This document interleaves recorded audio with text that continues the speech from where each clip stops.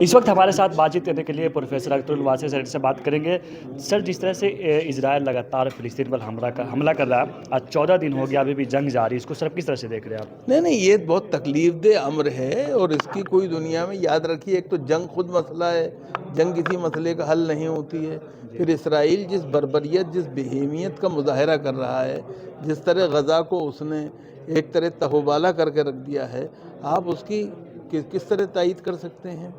एक सवाल ये है कि वो लोग जो यूक्रेन के लिए सीना कोबी करते हैं और बराबर उसके लिए अफसोस का इजहार करते हैं, वो गाज़ा के ऊपर क्यों नहीं बात करते जंग बंदी की?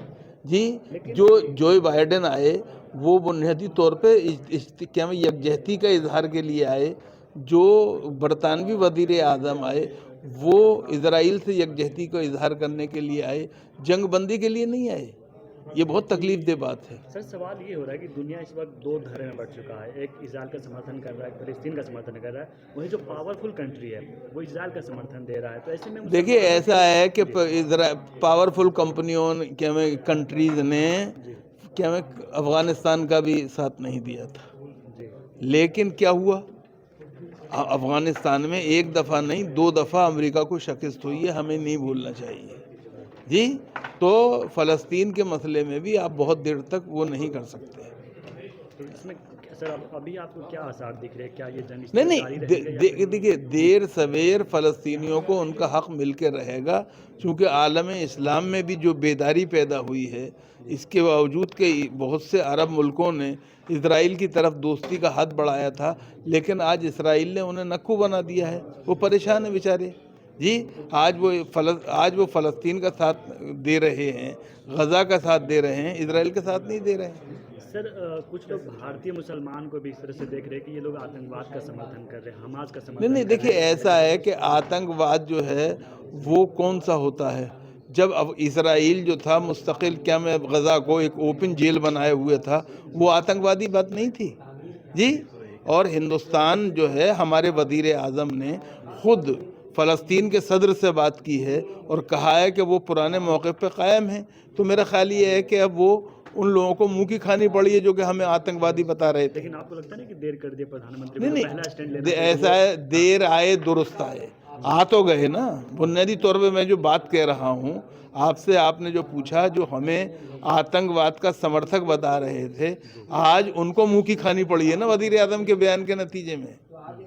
देर से ही सही समझे, हिंदुस्तान को जल्दबाजी नहीं करनी चाहिए थी पहले भी, मेरी अभी राय समझे। चूँकि हिंदुस्तान को दोनों मुल्कों के बीच में क्या पढ़ के, दोनों लोगों के बीच में पढ़ के क्या हमें सुलह की बात करनी चाहिए थी, जंग बंदी की बात करनी चाहिए। सर, जिस तरह से इजराइल के साथ अमेरिका, यूरोप खड़ा दिख रहा है, उस तरह फिलिस्तीन के साथ मुस्लिम कंट्री है वो खड़ा दिख नहीं रहा है। तो ऐसा है कि देखिए, मुसलमान मुल्क जो हैं वो जंग को क्या में आलमी जंग नहीं बनाना चाहते।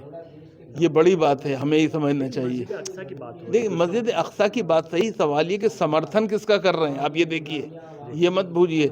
आलम इस्लाम के अवाम हों या हुकूमतें हों, पहली दफ़े खुल के वो बात कर रही हैं। ये अभी असल में ये भी एक हमारे यहाँ एक वो हो गया है फैशन कि हम आलम इस्लाम के हर मुल्क के ऊपर कि हमें थोड़ी चपताई करें।